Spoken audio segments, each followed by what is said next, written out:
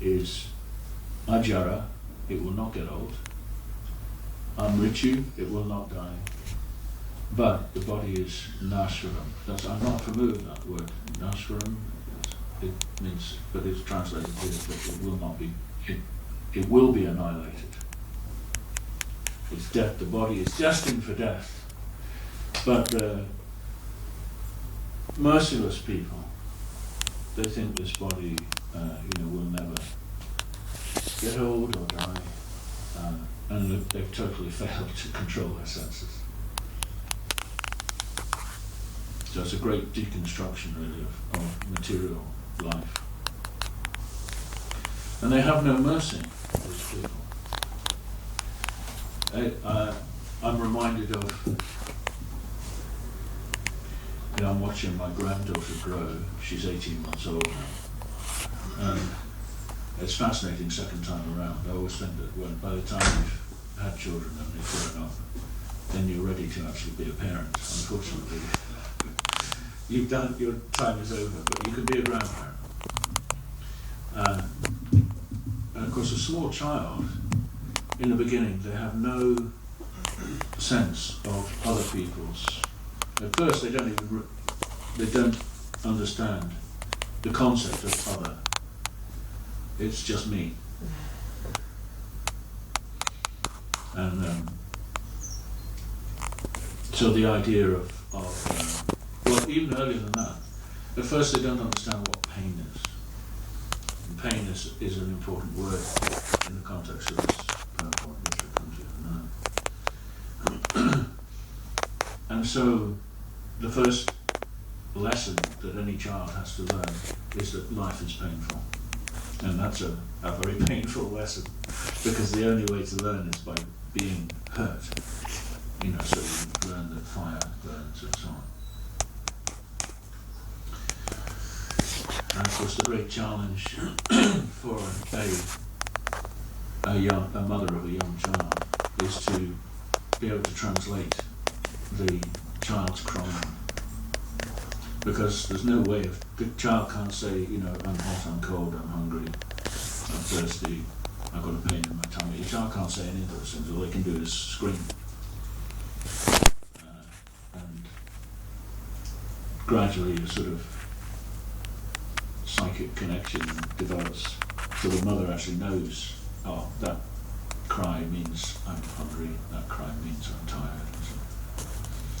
But it's all about pain. And having understood, that life is painful, then gradually, and it takes many years,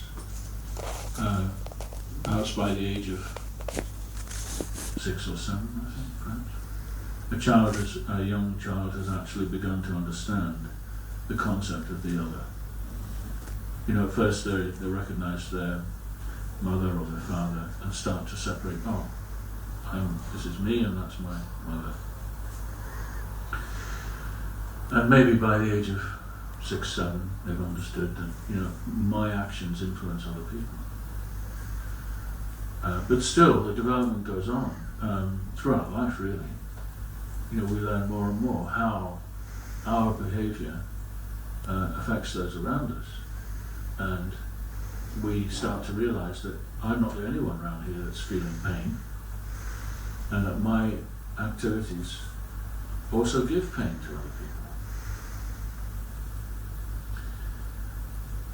So this kind of person who is near daya, without mercy,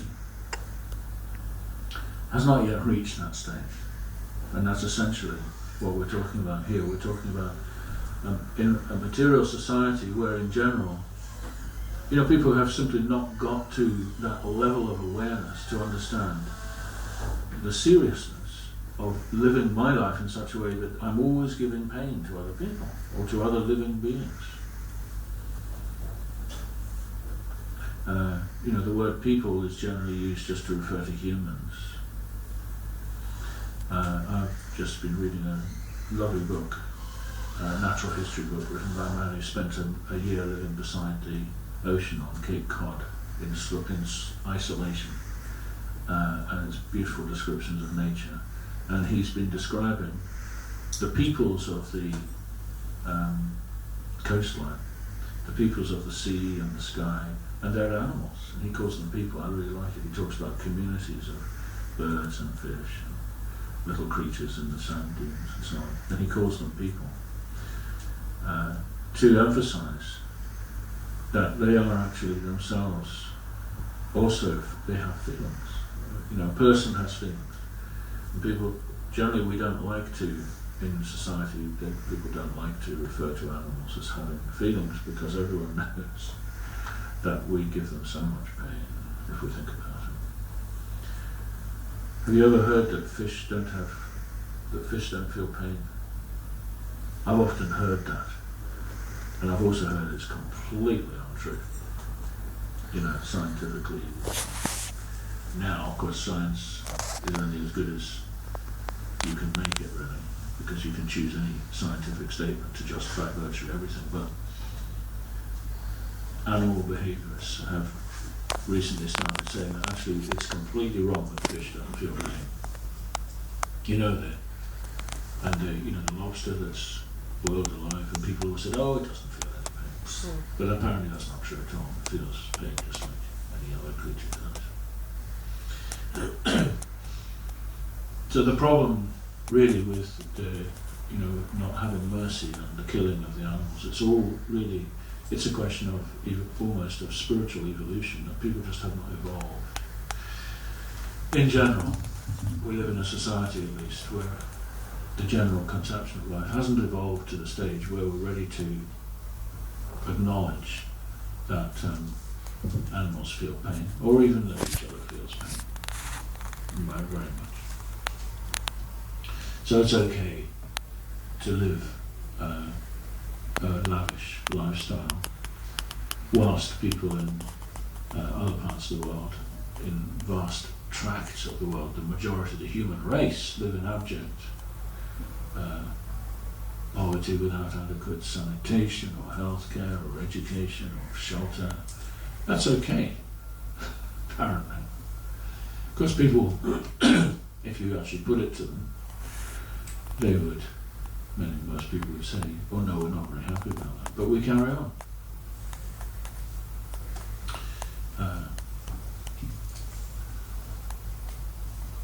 And that's something that we have to think about as well, overall.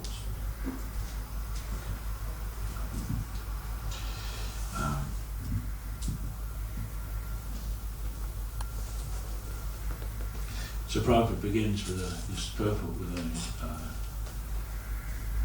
a very simple explanation of the process of, we've had it in the previous verse. Narada Muni was talking about people becoming addicted to wine and gambling. Prabhupada translated wine, women and gambling. And here he just further analyses that in the purport. He says, when the modes of passion and ignorance increase in human society, they give rise to unnecessary economic development. And the result of that is people become involved with wine, women and gambling. It's just human psychology, that if you give ignorant people money more than they need, then they'll spend it on sense gratification. That's what they'll do. And we have a classic case of that in today's world, where especially young people have so much disposable income. They're wandering around, with pockets full of money and no idea what to do with them. And some of these young people then they become more and more wealthy, and they're what drive sort of the economy